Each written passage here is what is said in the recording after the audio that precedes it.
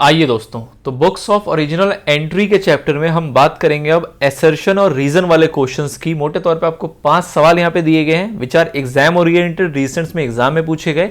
और जैसा कि हमने पीछे देखा है कि एसर्शन और रीजन वाले जो क्वेश्चंस होते हैं इसके अंदर सर होता क्या है, इसके अंदर आपको 2 स्टेटमेंट दी होती है, आपको मोटे मोटे तौर पे ट्रू फॉल्स खेलना होता है और कुछ भी नहीं है। तो मतलब क्या है कि नए जमाने का ट्रू फॉल्स है ये, जहां पे आपको ट्रू फॉल्स ना पूछ के वो कहते हैं कि चलो इसको लिंक करो और उसको लिंक करते हुए जो हमने यहाँ पे स्टेटमेंट्स के ऑप्शंस दिए हुए हैं उसके अकॉर्डिंग बताओ कि कौन सा ऑप्शन उसके ऊपर एप्लीकेबल हो रहा है। ठीक है, चलिए, तो कोई खास नहीं है किस तरीके से इस क्वेश्चन को अटेम्प्ट करते हैं। हमने पीछे कई चैप्टर्स में देखा, यहां तक कि इवन सभी चैप्टर्स में ऐसे सवाल पूछे गए और सभी के अंदर मैंने समझा कि इसके अंदर होता क्या है। इसके अंदर आपको 2 स्टेटमेंट दिए होते हैं, एक को हम एसर्शन कहते हैं और दूसरे को हम क्या कहते हैं, रीजन कहते हैं।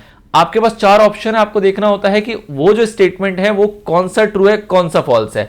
अगर पहला जो एसर्शन है वो फॉल्स है और रीजन ट्रू है तो हम बोलते हैं डी आपका करेक्ट आंसर होगा, और अगर एसर्शन ट्रू है और रीजन फॉल्स है तो हम बोलते हैं सी आपका करेक्ट आंसर होगा। अगर दोनों ही स्टेटमेंट सही है, आपके दोनों स्टेटमेंट ट्रू है, तो क्या ये आपस में लिंक्ड है? अगर दोनों स्टेटमेंट सही है और आपस में इनका कोई रिलेशन नहीं है, कोई कनेक्शन नहीं है, तो उस केस में हमारा आंसर होता है बी। और अगर दोनों स्टेटमेंट सही है और जो असर्शन है उसी को एक्सप्लेन किया गया है रीजन के अंदर, उसका करेक्ट एक्सप्लेनेशन है, तो उस केस में आपका ए जो है वो करेक्ट आंसर हो जाता है। ठीक है, तो इस तरीके से हमें चुनना होता है। तो मोटे तौर पे तो हमें पहले ये देखना है कि स्टेटमेंट ट्रू है या फॉल्स है। क्या ऐसी सिचुएशन आ सकती है जहां पे दोनों ही स्टेटमेंट फॉल्स हो? नहीं सर, ऑप्शन ही हमारे पास ऐसा अवेलेबल नहीं है, तो एक ना एक स्टेटमेंट तो ट्रू होगा ही होगा, दोनों फॉल्स होने की सिचुएशन नहीं आती है। सबसे पहला सवाल है, चंडीगढ़ 2021 में एग्जाम में पूछा गया। क्या सवाल है? तो असर्शन स्टेटमेंट पढ़ते हैं फटाफट से। रिसीव्ड और placed an order for goods is not recorded in journal. अगर हमें कोई ऑर्डर मिलता है या हम कोई ऑर्डर प्लेस करते हैं किसी भी गुड्स के लिए, चाहे खरीदने के लिए चाहे बेचने के लिए, तो उसको हम अपने जर्नल में रिकॉर्ड नहीं करते। क्या यह सही कह रहा है? आगे बढ़िए, रीजन देख लेते हैं। Revenue recognition concept states that transaction is to be recognised when an obligation to pay arise.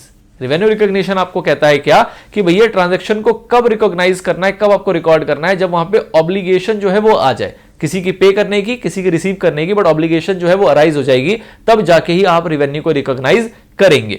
ठीक है सर, अब पहले स्टेटमेंट की बात करें तो ये स्टेटमेंट बिल्कुल ट्रू है, ये स्टेटमेंट बिल्कुल सही है। हमने सवालों में भी देखा कि कभी किसी ने अगर कोई ऑर्डर प्लेस किया तो हमने उसको रिकॉर्ड नहीं किया, ये बोलते हुए कि भैया ना कुछ आया ना कुछ गया, ना गुड्स आया है ना पैसा गया है, तो कोई लेन देन नहीं है, कोई अकाउंटिंग ट्रांजैक्शन नहीं है, कोई अकाउंटिंग इंफॉर्मेशन नहीं है, वो आपकी एक बिजनेस इंफॉर्मेशन है जो कि आपके एक कम्युनिकेशन के लिए यूज तो की गई है, बट उससे कोई फाइनेंशियल इंपैक्ट क्रिएट नहीं होता है, तो इसलिए हम उसको जनरल में रिकॉर्ड नहीं करते हैं। This is true.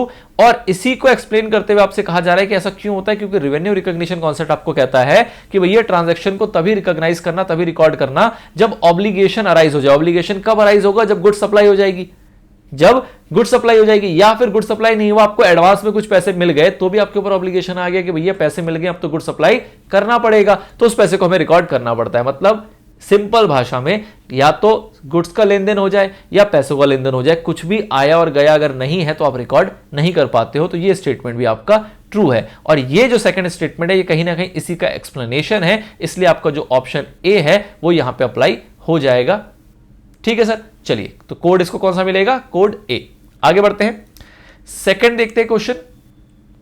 Trade discount is not recorded in the books of accounts even if goods are purchase for cash. मतलब कि ट्रेड डिस्काउंट को हम बुक्स में रिकॉर्ड नहीं करते हैं इवन इफ हम गुड्स जो हैं वो परचेज करें, किसमें? कैश में। क्या ये बात सही कह रहा है? क्या ये स्टेटमेंट सही है? बिल्कुल सही है। ट्रेड डिस्काउंट को तो भैया किसी भी सूरत में बुक्स में रिकॉर्ड नहीं किया जाता, चाहे आप कैश में परचेज करो चाहे कैश में परचेज ना करो, उससे कोई फर्क यहां पे नहीं पड़ता है। तो this statement is true. Okay sir, आगे बढ़िए। Trade discount is allowed for timely payment of amount due. कोई टाइमली पेमेंट करता है तो हम उसको ट्रेड डिस्काउंट देते हैं, ये बिल्कुल गलत है। ट्रेड डिस्काउंट की डेफिनेशन क्या थी कि भैया ट्रेड डिस्काउंट जो दिया जाता है वो कब दिया जाता है? जब कोई बल्क में परचेज करता है, अपनी सेल्स को प्रमोट करने के लिए, अपने सेल्स को प्रमोट करने के लिए हम ट्रेड डिस्काउंट देते हैं, ना कि टाइमली पेमेंट के लिए। ट्रेड डिस्काउंट का पेमेंट से कोई कनेक्शन नहीं होता, पेमेंट से कनेक्शन किसका होता है? कैश डिस्काउंट का। तो ये स्टेटमेंट आपका हो गया फॉल्स। अब जहां पे पहला ट्रू है दूसरा फॉल्स है, तो आपका कोड सी जो है वो यहां पे अप्लाई हो जाएगा। ठीक है सर, आगे बढ़ते हैं। Third question, trade discount is allowed at a fixed percentage on a list price, it is allowed both on credit as well as cash transaction. कह रहा है ट्रेड डिस्काउंट जो है वो एक परसेंटेज जो कि फिक्स प्राइस के ऊपर लगाया जाता है, और ये चाहे कैश में ट्रांजैक्शन हो चाहे क्रेडिट में ट्रांजैक्शन हो, दोनों के ऊपर ही मिलता है। कैश डिस्काउंट ट्रेड डिस्काउंट का कैश और क्रेडिट से कोई लेना देना नहीं होता। तो बिल्कुल सही कह रहा है ये भी। आगे बढ़िए, cash discount is allowed to customer for making prompt और अर्ली पेमेंट, कोई तुरंत पेमेंट कर दे या फिर जल्दी पेमेंट करे तो उसके लिए हम उसको कैश डिस्काउंट देते हैं। ये भी बिल्कुल सही जवाब है। हमें जल्दी पैसा मिले, टाइमली पैसा मिलता रहे और अगर इमीडिएट पैसा मिल जाए तो और अच्छा हो जाए, तो इस सिचुएशन में हम किसको लेके आते हैं, कैश डिस्काउंट फैसिलिटी को, ताकि हमें पैसा जल्दी से जल्दी रिकवर हो, कैश रिसीव हो, इसलिए हम कैश डिस्काउंट देना पसंद करते हैं। स्टेटमेंट दोनों ठीक है। ये अपनी डेफिनेशन दे रहा है किसकी, ट्रेड डिस्काउंट की, और ये अपनी डेफिनेशन दे रहा है किसकी, कैश डिस्काउंट की। दोनों सही डिफाइन कर रहे हैं, लेकिन इन दोनों का क्या आपस में कोई तालमेल है, नहीं। क्या इसको एक्सप्लेन किया जा रहा है क्या यहां पे, नहीं। यहां पे ट्रेड डिस्काउंट बताया गया, यहां पे ट्रेड डिस्काउंट नहीं बताया जा रहा, यहां पे कैश डिस्काउंट बताया जा रहा, तो आपस में इसका कोई कनेक्शन नहीं है। तो कोड कौन सा अप्लाई होगा आपका, बी, जहां पे दोनों ट्रू होते हैं बट आपस में कोई लेना देना नहीं होता। आगे बढ़ते हैं क्वेश्चन नंबर 4 की तरफ। Purchase account is credited when the proprietor withdraw goods from the business for its personal use. Purchase account को हम क्रेडिट करते हैं, परचेज अकाउंट को हम क्रेडिट करते हैं कब, जब प्रोप्राइटर जो है वो गुड्स को विड्रॉ कर लेता है पर्सनल यूज के लिए। बिल्कुल सही बात है, जब गुड्स विड्रॉ करता है पर्सनल यूज के लिए एंट्री क्या होती है, drawing account debit to purchase account. तो परचेज अकाउंट वहां पे क्रेडिट होता है, बिल्कुल सही, ये ट्रू हो जाएगा। आगे, purchase account is credited because as a result of withdrawal of goods net amount of purchase of the business reduced. अब यहां पे क्या कह रहा है कि परचेज अकाउंट क्रेडिट क्यों होता है, ये उसको बता रहा है। क्यों हो रहा है, क्योंकि जब गुड्स विड्रॉ कर लिया गया तो हम कह सकते हैं कि जो हमारा परचेज किया गया था, जितना भी हमने नेट अमाउंट का परचेज किया था वो उतने से कम हो गया। हम लाख रुपए का खरीद के लाए थे, उसमें से 10,000 रुपए प्रोप्राइटर ले गया, तो हम बोलेंगे हमने खरीदा लाख का नहीं था, हमने तो 90 का ही खरीदा था। 10,000 तो कौन ले गया, प्रोप्राइटर अपने घर ले गया। तो ये भी स्टेटमेंट बिल्कुल सही है और ये इसी को एक्सप्लेन कर रहा है कि यहां पे कह रहा है कि परचेज अकाउंट क्रेडिट होता है और यहां पे कह रहा है कि वो क्रेडिट क्यों होता है, उसका एक्सप्लेनेशन बताया गया आपको रीजन के अंदर। तो both are true and both are related to each other, इसी की एक्सप्लेनेशन दी गई है रीजन के अंदर। तो यहां पे आपका कोड कौन सा अप्लाई होगा, ए, कोड ए अप्लाई हो जाएगा। ठीक है सर, आगे बढ़िए, क्वेश्चन नंबर 5 देख लेते हैं, which is the last question. Okay, क्या कह रहा है, a compound entry is passed when 2 और more transaction relating to one particular account take place on a same date. किसी एक डेट पे अगर 2 या 2 से ज्यादा ट्रांजैक्शन है और एक अकाउंट से ही रिलेटेड है, अगर ऐसी कोई ट्रांजैक्शन होती है तो उस केस में हम क्या पास करते हैं, उस केस में हम कंपाउंड एंट्री पास करना पसंद करते हैं। क्या ये सही कह रहा है, क्या ये गलत कह रहा है? तो यहां पे देखो क्या क्या एलिमेंट है। एक तो है 2 और मोर ट्रांजैक्शन, बिल्कुल बात सही है, और एक अकाउंट से रिलेटेड, किसी ना किसी एक अकाउंट से रिलेटेड होना चाहिए। जैसे कि सैलरी वेजेस दोनों कैश से पे कर दिया तो सैलरी भी डेबिट, वेजेस भी डेबिट, टू कैश कर देते हैं हम, या फिर कुछ भी इस टाइप का सिमिलर, मतलब वो किसी ना किसी एक अकाउंट को तो वहां पर रिलेट करता ही है। ऐसा नहीं करते हम, कैसा नहीं करते कि सपोज हम कहते हैं कि salary paid by cheque, wages paid by cash, तो हम ये नहीं बोलते हैं कि अच्छा ऐसा करते हैं कि सैलरी को पे किया हमने चेक से तो salary account debit to bank होना चाहिए, ठीक है सर, और वेजेस पे किया हमने कैश में तो उसका क्या होना चाहिए, wages account debit to cash होना चाहिए। तो ऐसी अगर कोई ट्रांजैक्शन दी हुई है एक ही स्टेटमेंट में एक ही डेट पे, तो हम ये नहीं बोलते हैं कि इसको हम ऐसे करते हैं, इसको हम ऐसे करेंगे salary account debit, wages account भी डेबिट,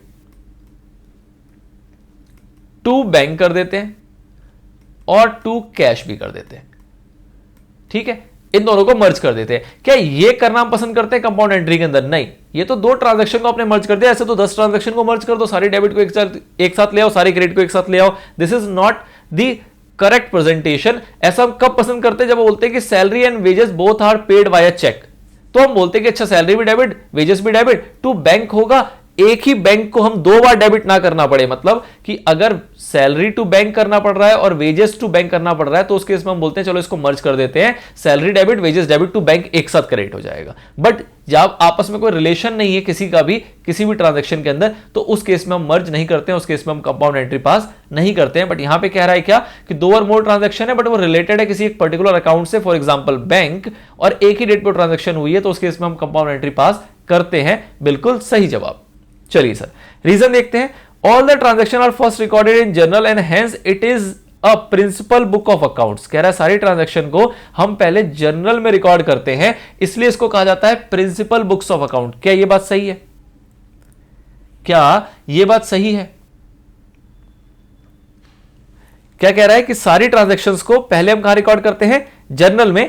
इसी वजह से इसको हम कहते हैं प्रिंसिपल बुक्स ऑफ अकाउंट। देखिए ये स्टेटमेंट क्या है, स्टेटमेंट जब आप देखेंगे तो हमने इसको क्या देखा था कि अगर सारी ट्रांजैक्शन को हम जर्नल में रिकॉर्ड करते हैं, इस वजह से इसको हम क्या बोलते हैं, इस वजह से इसको बोलते हैं बुक्स ऑफ ओरिजिनल एंट्री। क्या बोलते हैं हम? बुक्स ऑफ ओरिजिनल एंट्री, ना कि प्रिंसिपल बुक्स ऑफ अकाउंट्स। मतलब कि क्योंकि, कारण समझिए, क्योंकि जर्नल के अंदर ट्रांजैक्शन को सबसे पहले रिकॉर्ड किया जा रहा है, इसको कहा जाता है बुक्स ऑफ ओरिजिनल एंट्री। मतलब शुरुआती यहां से हुई है, ओरिजिन यहां से हुई है किसी भी ट्रांजैक्शन की, यहां रिकॉर्ड होना पहले शुरू किया गया। तो इस वजह से पहली ट्रांजैक्शन को रिकॉर्ड करने को हम किस नाम से कहना पसंद करते हैं? उसको कहना पसंद करते हैं बुक्स ऑफ ओरिजिनल एंट्री के नाम से, ना कि प्रिंसिपल बुक्स ऑफ अकाउंट्स के नाम से। प्रिंसिपल बुक्स ऑफ अकाउंट जो है वो जनरल को नहीं कहा जाता। ठीक है, तो ये स्टेटमेंट क्या हो जाएगा? फॉल्स। पहला ट्रू, दूसरा फॉल्स है, तो आपका कोड कौन सा सिलेक्ट होगा यहां पे? सी, जहां पे पहला ट्रू होता है और दूसरा फॉल्स होता है, असर्शन ट्रू होता है और रीजन जो है वो फॉल्स होता है। आई होप आपको कोई दिक्कत नहीं हो रही है। आई होप आपको जनरल का चैप्टर बहुत अच्छे से समझ में आ रहा है और आई होप आपको असर्शन और रीजन वाले क्वेश्चंस भी अच्छे से समझ में आ गए हैं।